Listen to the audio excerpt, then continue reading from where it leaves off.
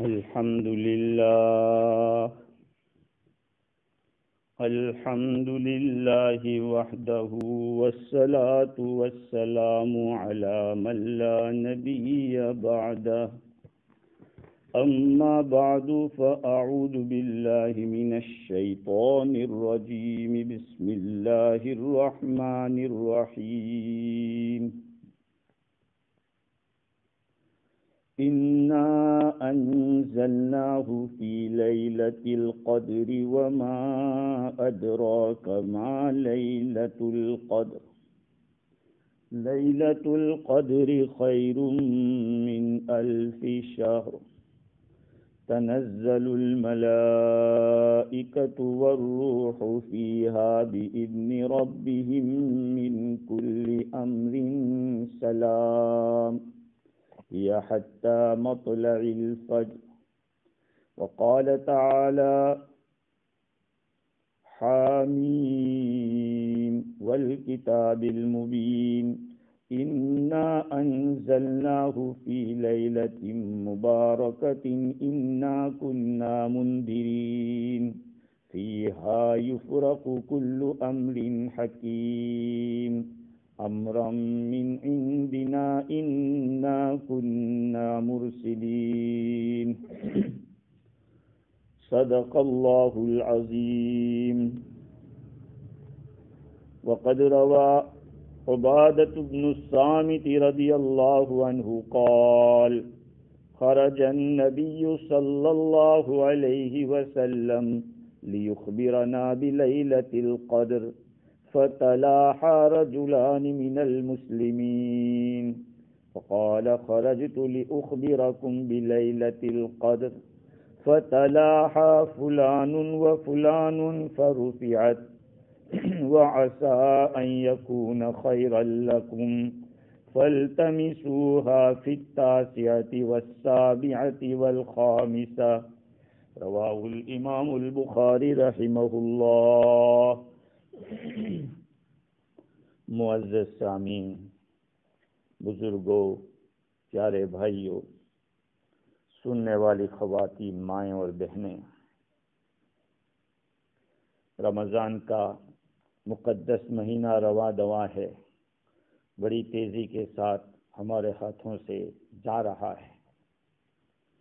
آج جمعہ کا دن ہے، 17ویں رمضان ہے، اور 2-3 دن کے بعد رمضان کا آخری عشرہ شروع ہو جائے گا، جو اس پورے مہینے کا نچوڑ ہے. اس لیے اس عشرے کی اہمیت کو جاننا بہت ضروری ہے. نبی اکرم صلی اللہ علیہ وسلم کا پابندی کے ساتھ اعتکاف فرمانا آخری عشرے میں اور شب قدر کی تلاش کرنے کا حکم دینا، بلکہ بعض روایات میں تو یہ بات بھی آئی کہ ایک رمضان میں آپ نے اعتکاف نہیں کیا تو دوسرے سال 20 دن کا فرمایا اعتکاف. اعتکاف کی اہمیت معلوم ہو رہی ہے. آخری عشرے کے اندر اعتکاف اسی لیے ہوتا تھا کہ اس میں شب قدر کو تلاش کیا جائے اور یکسوئی کے ساتھ اللہ رب العزت کے ساتھ لو لگایا جائے. قدر کا جو لفظ ہے ہماری اردو زبان کے اندر بھی، گجراتی کے اندر بھی اور عربی کے اندر بھی استعمال ہوتا ہے. جیسے کہتے انہوں نے میری قدر نہیں کی. ہاں، اور عربی کے اندر قدر کا لفظ کئی معنی لیے ہوئے ہے. علامہ بدر الدین عینی علیہ الرحمہ نے شرح بخاری کے اندر اس کی بڑی تفصیل لکھی ہے. قدر کے معنی تنگی کے بھی آتے ہیں، قدر کے معنی عزت اور اہمیت کے بھی آتے ہیں، قدر کے معنی تقدیر کے بھی آتے ہیں. اور صاحب روح المعانی کے حوالے سے ان کے صاحبزادے نے غالیت المواعظ کے اندر لکھا کہ لیلۃ القدر کے معنی لیلۃ التقدیر ہے، یہ تقدیر کی رات ہے۔ اور آگے فرمایا کہ یہ نام اس لیے رکھا گیا، حضرت عبداللہ ابن عباس رضی اللہ عنہما فرماتے ہیں کہ اس رات کے اندر تقدیر مقرر کی جاتی ہے اور فیصلے کیے جاتے ہیں اس سال کے لیے، بارش کا، روزی کا، زندگی کا اور موت کا۔ آئندہ سال کے لیے کس کو کتنا رزق ملے گا، کون کون زندہ رہے گا، کون پیدا ہوگا، کون مرے گا۔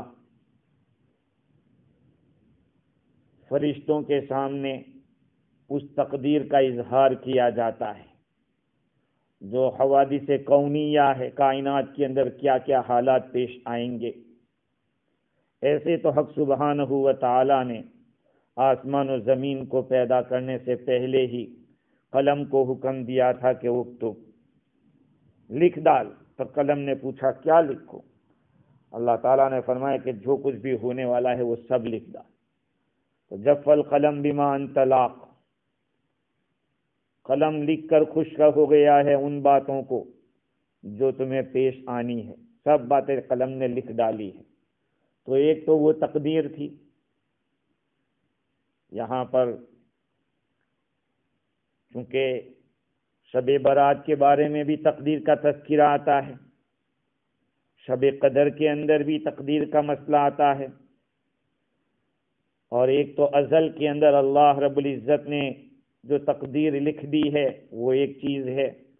تو اب ان تینوں میں سیٹنگ کیسے ہو سکتا ہے؟ دیکھیے، شب برات کے بارے میں سورہ دخان کی آیت کی تفسیر ہم نہ سمجھیں، لیکن روایات کے اندر تو اس کا تذکرہ ہے، اور سورہ دخان کی جو آیات ہے وہ تو شب قدر کے بارے میں ہے۔ صرف حضرت اکرمہ ایک مفسر ہیں، وہی یہ فرماتے ہیں کہ اس سے شب برات مراد ہے، باقی سارے مفسرین تو سورہ دخان کی شروع کی آیتیں جس میں اللہ تعالیٰ فرماتے ہیں حامیم والکتاب المبین۔ حامیم کا معنی اللہ ہی جانتے ہیں، اللہ کے سوا کوئی اور نہیں جانتا۔ کتاب مبین کی قسم، اس کتاب کی قسم جو واضح کرنے والی ہے۔ انا انزلناہ فی لیلۃ مبارکہ، ہم نے اس قرآن کو ایک مبارک رات میں نازل کیا۔ یہاں قرآن کا تذکرہ اوپر نہیں ہے، لیکن یہ ایک فیمس چیز ہے، قرآن ایک معروف و مشہور چیز ہے، اس لیے یہاں ضمیر کا مرجع نہیں بیان کیا، صرف ضمیر سے ہی پتہ چل جاتا ہے کہ یہ قرآن کی بات ہو رہی ہے۔ ہم نے اس قرآن کو ایک مبارک رات میں نازل کیا۔ یہ مبارک رات کون سی ہو سکتی ہے؟ تو چونکہ قرآن قرآن کی آیتیں ایک دوسرے کی تفسیر کرتی ہے، تو اللہ تعالیٰ نے سورہ قدر میں فرمایا انا انزلناہ فی لیلۃ القدر، ہم نے اس قرآن مجید کو شب قدر میں نازل کیا۔ معلوم ہوا کہ سورہ دخان میں جو مبارک رات کہی گئی ہے اس سے مراد شب قدر ہے، اور اس میں کیا ہوتا ہے؟ فیہا یفرق کل امر حکیم امرا من عندنا، اس رات کے اندر تمام محکم اور مضبوط باتیں جدا کی جاتی ہے، ہمارے حکم سے، ہماری طرف سے حکم ملتا ہے، اس لیے اس میں ہر تقدیر کو الگ الگ کیا جاتا ہے، ہر محکم چیز کو، ہر فیصلے کو جدا جدا کیا جاتا ہے۔ یہ ہے شب قدر میں اس طرح سے تقدیر کی باتیں ہوتی ہے، تقدیر کے فیصلے ہوتے ہیں۔ رہا مسئلہ یہ کہ اب سیٹنگ کس طرح سے ہوگا، تو ایک تقدیر وہ تھی جس کو اللہ رب العزت نے تمام امور کا فیصلہ ازل کے اندر کر دیا تھا، ان کی چیزوں کی مقدار اور اس کے اوقات، جو کچھ بھی تھا اللہ نے جو پہلے لکھ دیا وہ تو فیصلہ وہ تو ہو چکا ہے۔ دوسرے نمبر پہ اس کا اظہار ہوتا ہے فرشتوں کے سامنے، اور وہ شب برات میں ہوتا ہے۔ پھر شب قدر میں وہ فرشتوں کے حوالے کیا جاتا ہے۔ الگ الگ کام کے لیے الگ الگ فرشتوں کو اللہ تعالیٰ نے ڈیوٹی دے رکھی ہے۔ فالمدبرات امرا، یہ مدبرات تدبیر کرنے والے، کسی فرشتے کو روزی، سبزی اور بارش اس کا معاملہ سونپا جاتا ہے حضرت میکائیل علیہ السلام کو، اور یہ جنگیں، ہوائیں، لشکر، زلزلے، دھسا دیا جانا، گرج کا ہونا، یہ سب معاملات حضرت جبریل علیہ السلام کو سونپے جاتے ہیں۔ اور اعمال کے بارے میں لکھنا اور اعمال کے جو نسخے ہیں وہ اسرافیل علیہ السلام کو دیے جاتے ہیں، اور موت، مصیبتیں، جو کچھ بھی دنیا میں لانی ہے اس کے امور ملک الموت کو دیے جاتے ہیں۔ یہ سب باتیں شب قدر میں ہوتی ہیں۔ اب شب قدر کی اہمیت سمجھیے، فرشتوں کو دے دیا جاتا ہے کہ یہ اس سال کے اندر تمہیں اتنا کرنا ہے۔ رہی اہمیت کی بات کہ اس کے شب قدر کے فضائل کیا ہے، تو قرآن مجید کی آیت ہی کے اندر اللہ تعالیٰ نے فرمایا وَمَا أَدْرَاكَ مَا لَيْلَةُ الْقَدْرِ، تمہیں کیا معلوم شب قدر کیا ہوتی ہے۔ ادراک، کہیں یدریک کا لفظ آیا ہے قرآن مجید میں، وہاں علامہ عینی نے لکھا کہ بعض مفسرین فرماتے ہیں کہ ادراک جہاں ہوگا وہاں اللہ تعالیٰ بتائیں گے کہ اس کی حقیقت کیا ہے، یدریک ہوگا اس کو بتائیں گے نہیں۔ وما یدریک لعل الساعة تکون قریبا، آپ کو کیا معلوم کہ قیامت قریب ہو، اس کو بتایا نہیں کہ کب آئے گی۔ یہاں بتایا کہ شب قدر کیا ہے، لیلۃ القدر خیر من الف شہر، شب قدر 1000 مہینوں سے بہتر ہے۔ تنزل الملائکۃ والروح فیہا بإذن ربہم من کل امر سلام ہی حتی مطلع الفجر۔ شب قدر کی اہمیت بتلا دی کہ فرشتے اترتے ہیں، اسی لیے شب قدر کو شب قدر کہتے ہیں کہ وہ رات تنگی کی ہوتی ہے، زمین تنگ پڑ جاتی ہے، اتنے فرشتے کثرت کے ساتھ زمین کے اوپر اترتے ہیں۔ محبوب سبحانی شیخ عبد القادر جیلانی رحمت اللہ علیہ نے غنیہ کے اندر لکھا کہ یہ جو 2 عیدیں ہیں ہماری، عید الفطر اور عید الاضحیٰ، فرشتوں کی بھی 2 عیدیں ہیں، ایک لیلۃ البراءت اور ایک لیلۃ القدر، 2 راتیں فرشتوں کی عید ہے، اور وہ رات کے اندر اتنے فرشتے کثرت کے ساتھ اترتے ہیں کہ زمین تنگ پڑ جاتی ہے، اور جبریل امین بھی، خاص فرشتے بھی شب قدر کے اندر اترتے ہیں، سلامتی کا فیصلہ لے کر، ہر معاملے کی خیر کا، ہر چیز کا حکم لے کر آتے، اور یہ صبح صادق تک رہتا ہے۔ مغرب کے وقت سے شروع ہو جاتا ہے وقت، رات تو اسلام کے اندر سورج ڈوبتے ہی شروع ہو جاتی ہے، تو یہ تو اس کی فضیلت تھی۔ احادیث شریفہ کے اندر اس رات کے اندر عبادت کرنے کا اور اس میں بیدار رہنے کا، ذکر و اذکار کے ذریعے اس رات کو زندہ کرنے کا حکم آیا اور فضیلت آئی۔ بخاری شریف کی 35ویں نمبر کی جو حدیث ہے، حضرت ابو ہریرہ رضی اللہ تعالیٰ عنہ اس روایت کے راوی ہیں، آقا صلی اللہ علیہ وسلم نے ارشاد فرمایا من صام رمضان ایمانا واحتسابا غفر له ما تقدم من ذنبه جو آدمی ایمان کے ساتھ اور ثواب کی امید کے ساتھ رمضان کا روزہ رکھے گا اس کے اگلے سارے گناہ معاف ہو جائیں گے۔ آگے یہ بھی ہے وَمَنْ قَامَ لَيْلَةَ الْقَدْرِ إِيمَانًا وَاحْتِسَابًا، جو آدمی شب قدر کو ایمان کے ساتھ، اللہ پر یقین کے ساتھ، صحیح عقیدے کے ساتھ اور ثواب کی امید رکھتے ہوئے بیدار رہے گا، قیام کرے گا، اللہ کی عبادت کرے گا، تو غفر لہ ما تقدم من ذنبہ، اس کے اگلے سارے گناہ معاف کر دیے جائیں گے۔ دیکھیے کتنی بڑی فضیلت ہے،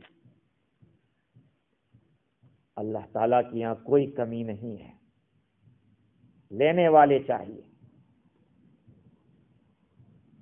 یہ رات کب ہوتی ہے؟ جس وقت قرآن مجید پورا کا پورا سمائے دنیا کے اوپر اترا تھا، وہ رمضان کا مہینہ تھا، شب قدر تھی۔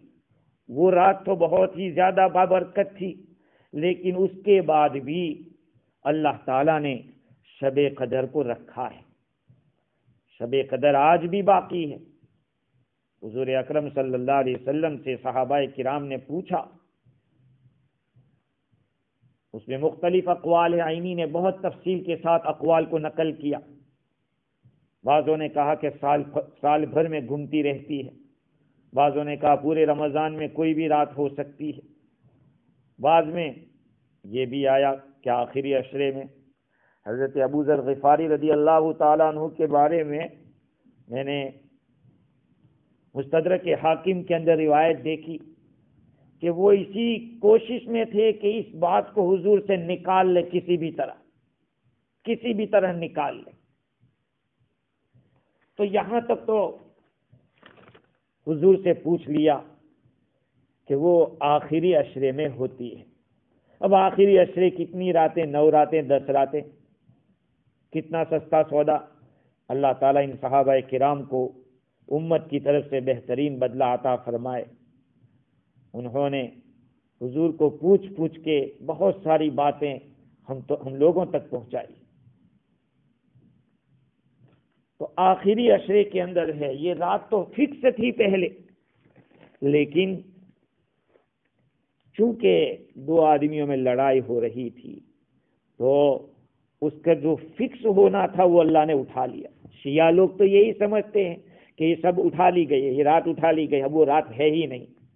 امام بخاری علیہ الرحمہ نے اس لیے بخاری شریف میں ایک باب باندھا، باب الرفع معرفت لیلۃ القدر لطلاع الناس، شب قدر کی معرفت کو اٹھا لینے کا باب، لوگوں کے جھگڑے کی وجہ سے، یعنی اس کی معرفت اٹھا لی گئی۔ شب قدر کون سی ہے وہ فکس نہیں، جو فکس تھی وہ ختم کر دیا گیا، اب ڈھونڈتے رہو۔ اور ایسا کیوں ہوا؟ کہا لوگوں کے جھگڑے کی وجہ سے۔ جھگڑا بڑی خیر سے محرومی کا سبب ہے۔ ہاں، حضرت عبادہ بن صامت رضی اللہ تعالیٰ عنہ کی روایت جس کو میں نے خطبے میں پڑھا، فرماتے ہیں آقا صلی اللہ علیہ وسلم شب قدر کو نکلے ہم کو خبر دینے کے لیے کہ شب قدر ہے آج کی رات۔ تو ہوا یہ کہ 2 آدمی ایمان والوں میں سے، مسلمانوں میں سے لڑ رہے تھے۔ آپ نے فرمایا کہ میں تو نکلا تھا کہ تمہیں شب قدر کی خبر دوں، لیکن کیا کروں، فلاں 2 لڑ رہے تھے تو اس کی جو تعین تھی وہ اٹھا لی گئی، فروفیت وہ اٹھا لی گئی۔ اب دیکھیں اٹھا لی گئی یہ لفظ روایت میں تو ہے، لیکن آگے کے الفاظ یہ بات طے کر رہے ہیں کہ وہ رات نہیں اٹھا لی گئی، اس کی معرفت اٹھا لی، اس کی تعین اٹھا لی گئی۔ آگے حضور نے فرمایا وَعَسَىٰ أَن يَكُونَ خَيْرًا لَكُمْ، اور ہو سکتا ہے کہ اس کی تعین اٹھا لینا یہی تمہارے لیے بہتر ہو۔ فَالْتَمِسُوهَا فِي التَّاسِعَةِ وَالسَّابِعَةِ وَالْخَامِسَةِ، لہذا تم اس کو 9ویں، 7ویں اور 5ویں کو تلاش کرو۔ آخری عشرے کے اندر 21ویں کو، 23ویں کو، 25ویں کو، اور تاک کے اندر 27ویں کا بھی آتا ہے، 29 کا بھی آتا ہے۔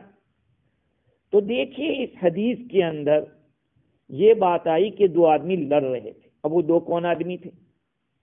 علامہ عینی نے عبداللہ ابن ابی حضرت اور کعب بن مالک رضی اللہ تعالیٰ عنہ کا نام بیان کیا، اور یہ واقعہ بھی انہوں نے بیان کیا کہ حضرت عبداللہ بن ابی حضرت کے نام پہ کعب بن مالک رضی اللہ عنہ کا قرضہ تھا، وہ ان سے طلب کر رہے تھے کہ دے دو میرے۔ اسی میں دونوں میں جھگڑا ہو گیا، اور اتنا بڑا جھگڑا ہو گیا کہ دونوں کی آوازیں مسجد کے اندر گونج اٹھی، زور زور سے شور ہو گیا۔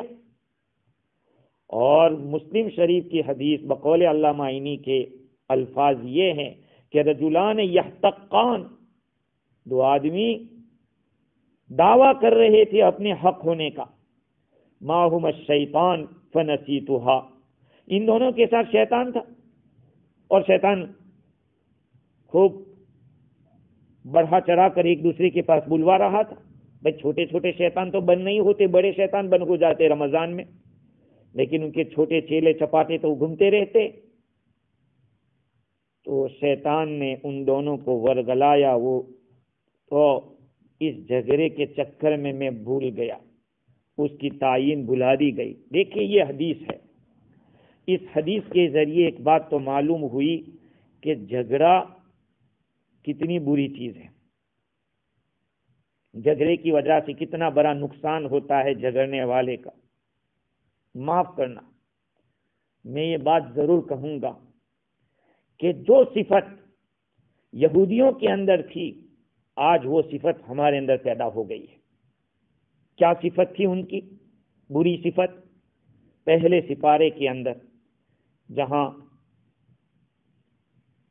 اللہ تعالیٰ نے بنی اسرائیل سے عہد لیا تھا، کیا کہ تم اپنے بھائیوں کا، بنی اسرائیل کا خون نہیں بہاؤ گے، اور اپنے بھائیوں کو گھروں سے نہیں نکالو گے،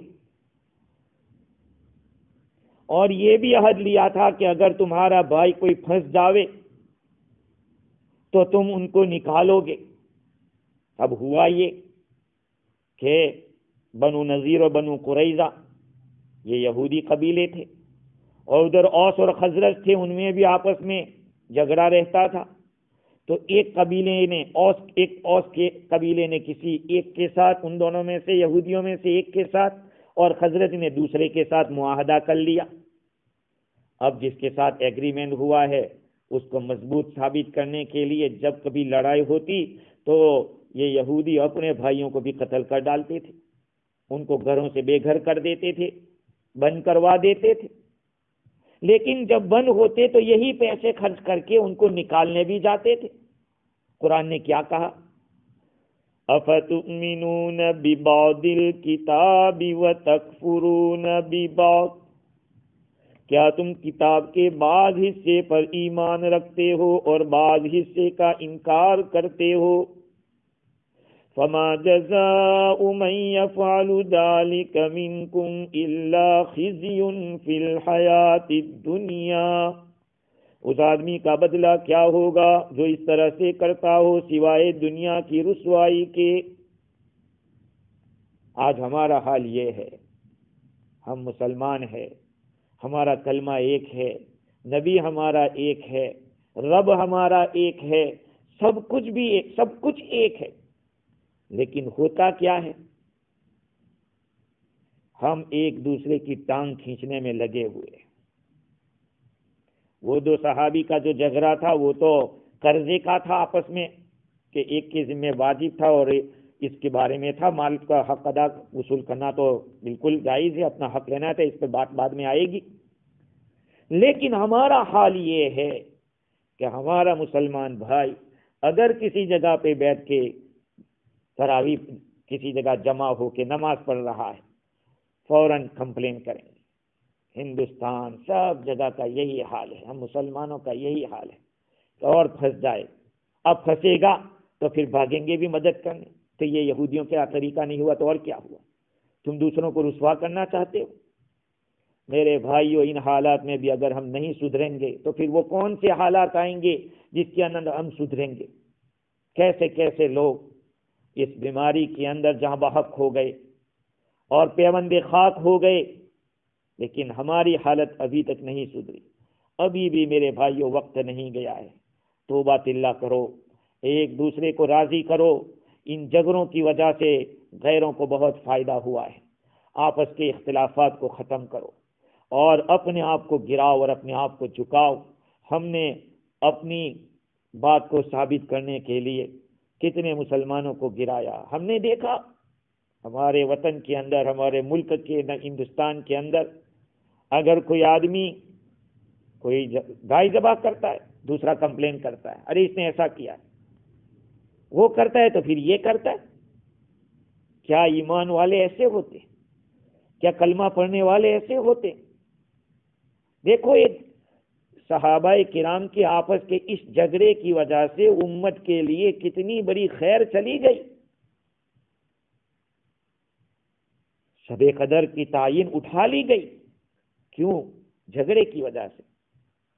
اس لیے برائے کرم اپنے بارے میں سوچے. بڑے بڑے سیاسی لیڈر بھی چلے گئے اور بڑے بڑے علماء بھی چلے گئے. جو ہے علماء ان کی قدر کرو, اور سیاسی لیڈروں کو چاہیے کہ اپنے مفادات کے لیے امت کو بانٹنے کے بجائے اپنے آپ کو گرا دو. کوئی بڑا بن رہا ہے, کہا اچھا تم ہی بڑے ہو, ہم تمہارا ساتھ دیں گے. بہت ہو گیا. آج یہ بیماری تھمنے کا نام نہیں لے رہی ہے, اور اتنی کثرت سے اموات ہوئی, اتنی کثرت سے, لیکن پھر بھی میرے بھائیوں احساس نہیں ہے. ڈرنا چاہیے, اللہ رب العزت کو منانے کی کوشش کرنا چاہیے. یہ آخری عشرہ آ رہا ہے, اس عشرے کی قدر کریں. ہر آدمی اپنے بارے میں سوچے کہ مجھے اب کیسے زندگی گزارنی ہے. ہاں, حضور اکرم صلی اللہ علیہ وسلم نے وہ ارشاد جو فرمایا تھا بخاری شریف کے شروع صفحات کے اندر ہے کہ ایک وقت آئے گا کہ اس میں سب سے بڑا خوش قسمت وہ ہوگا جس کے پاس بکری ہوگی اور پہاڑوں کی چوٹی کے اوپر, اونچائی کے اوپر چلا جائے گا اور اس کے ساتھ زندگی بسر کر دے گا. ہاں, اس لیے سمجھو میرے بھائیوں, اب وقت آ چکا ہے تنہائی میں رہنے کا, اللہ کو منانے کا, اور ہمدردی کے اظہار کا. صرف ظاہری ہمدردی نہیں, دل سے بھی اللہ سے مانگو اور دشمنیوں کو ختم کرو. خیر, تو اس حدیث شریف کے اندر ایک بات تو یہ معلوم ہوئی کہ جھگڑا بہت بری چیز ہے, اور دوسری ایک بات یہ معلوم ہوئی کہ آپس کا جھگڑا عام سزا کا سبب ہے. عام سزا کا, بھائی خاص لوگوں کے گناہ کی وجہ سے عام لوگوں کو سزا مل سکتی ہے. حضور اکرم صلی اللہ علیہ وسلم کے سامنے دو آدمیوں کا لڑنا جھگڑنا, اس کی وجہ سے یہ امت اس رات کی خبردہی سے محروم ہو گئی. لیکن حضور اکرم صلی اللہ علیہ وسلم پہ قربان جائیں, آپ نے امت کی تلافی کے لیے ایک جملہ اور بڑھایا کہ عسیٰ یکون خیرا, لیکن ہو سکتا ہے کہ یہ تعین اٹھا لینا ہی تمہارے لیے بہتر ہو.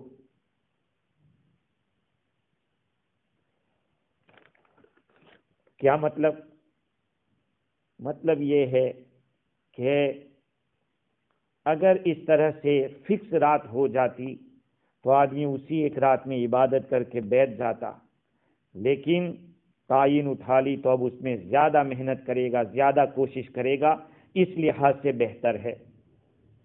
یہیں پر التمسو کا لفظ بھی حضور کا ارشاد بتلا رہا ہے کہ ابھی بھی وہ رات ہے, اس کو تم تلاش کرو.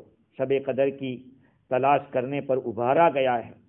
قاضی عیاض مالکی فرماتے ہیں کہ جھگڑا, آپس کا جھگڑا بری چیز ہے, اور عقوبتیں یہ ایک قسم کی عقوبت مانویہ ہے, مانوی سزا ہے. سوال یہ ہے کہ صحابی کا جو جھگڑا تھا آپس میں, کعب بن مالک رضی اللہ عنہ اپنا حق وصول کرنا چاہتے تھے, اور حق وصول کرنا کوئی بری چیز تو ہے نہیں. اس کا جواب یہ ہے کہ یقیناً اپنا حق وصول کرنا کوئی گناہ نہیں ہے. من قتل دون مالہ فہو شہید, جو اپنے مال کی حفاظت میں قتل کر دیا گیا اس کو شہید کا مقام ملے گا۔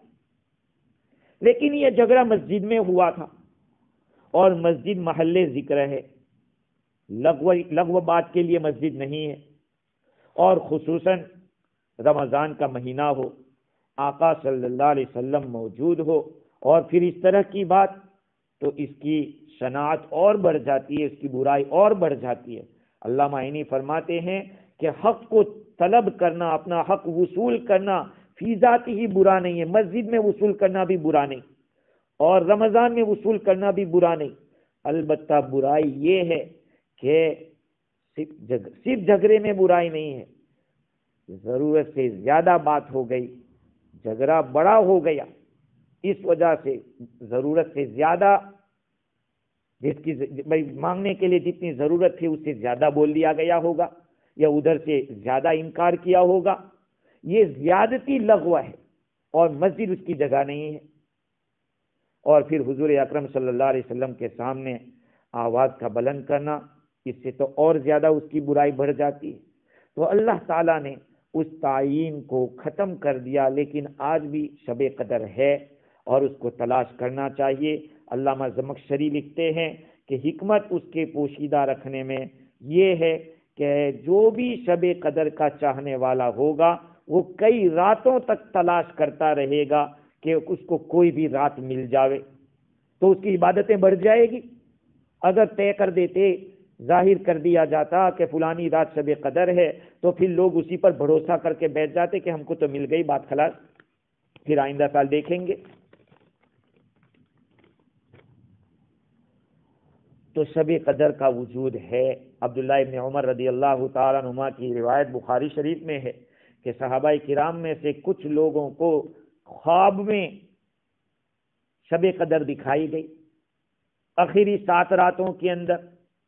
حضور اکرم صلی اللہ علیہ وسلم کے سامنے ذکر کیا ہوگا کہ اس طرح کا خواب دیکھا، آپ نے فرمایا کہ ارا رؤیاکم قد تواطأت فی السبع الاواخر فمن کان متحریھا فلیتحرھا فی السبع الاواخر۔ تمہارا جو خواب ہے وہ موافق پڑا ہے آخری 7 راتوں کے، لہذا جو بھی شب قدر کو تلاش کرے اس کو چاہیے کہ آخری 7 راتوں میں، وہی آخری عشرے کے اندر تلاش کرے۔